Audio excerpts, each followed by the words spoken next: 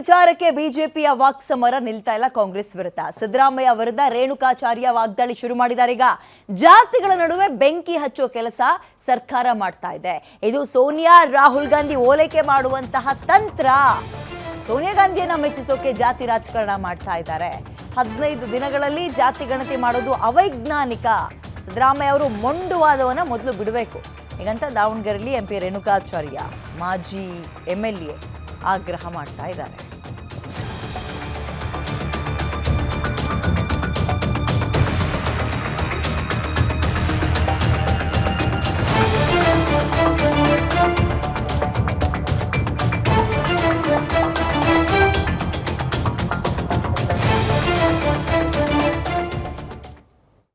ಓಟ್ಗೋಸ್ಕರ ಓಲೈಸಕ್ಕೋಸ್ಕರ ಹಿಂದೂ ಧರ್ಮವನ್ನು ತಾವು ಒಡೆಯಕ್ಕೆ ಹೊರಟಿದ್ದೀರಿ. ನಾಳೆ ಕಾಂಗ್ರೆಸ್ಗೆ ಇದು ಮಾರಕ ಆಗುತ್ತೆ ಅಂತ ನಾನು ಎಚ್ಚರಿಕೆಯನ್ನು ಕೊಡ್ತಾ ಇದ್ದೀನಿ.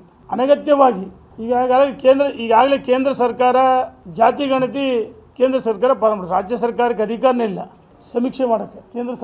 ಕೇಂದ್ರ ಸರ್ಕಾರ ನವೆಂಬರಿಂದ ಪ್ರಾರಂಭ ಮಾಡುತ್ತೆ. ಇದ್ರ ಜೊತೆಗೆ ಈ ಹಿಂದೆ 100 ಕೋಟಿ ಖರ್ಚು ಮಾಡಿ ಕಾಂತರಾಜ್ ಆಯೋಗ 10 ವರ್ಷ ಆಯಿತು.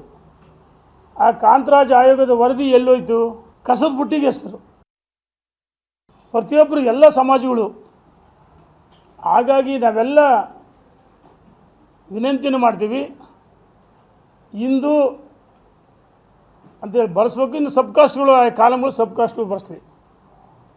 ಇದ್ರ ಜೊತೆಗೆ ನಾವು ವೀರಶೈವ ಮಹಾಸಭಾ ಮತ್ತು ನಾಡಿನ ಮಠಾಧೀಶರಿಗೆ ವಿನಂತಿ ಮಾಡ್ತೀವಿ, ಬೇರೆ ಬೇರೆ ಧರ್ಮಗಳು ಯಾವ ರೀತಿ ಒಂದು ವೇದಿಕೆಯಲ್ಲಿ ಬಂದು ರಾಜಕಾರಣಿಗಳು ಪಕ್ಷಾತೀತ ಬಂದು ಒಂದು ನಿರ್ಣಯವನ್ನು ಮಾಡ್ತಾರೆ, ಅದೇ ನಿರ್ಣಯವನ್ನು ವೀರಶೈವ ಮಹಾಸಭಾ ಇರ್ಬೋದು, ಮಠಾಧೀಶರು ನಿರ್ಣಯ ಜಾತಿ ಜನಗಣತಿ ಅಂತ ಹೇಳ್ತೀವಿ.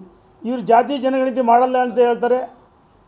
ಕಾಸ್ಟ್ಗಳು ಪಟ್ಟಿಲಿ ತಗೊಂಬಂದ್ರೆ ಕಾಲಮಲ್ಲಿ ಕೇವಲ ಶೈಕ್ಷಣಿಕ, ಸಾಮಾಜಿಕ, ಆರ್ಥಿಕ ಅಂತ ಹೇಳ್ತಾರೆ. ನಾವು ಶೈಕ್ಷಣಿಕ, ಸಾಮಾಜಿಕ, ಆರ್ಥಿಕವಾಗಿ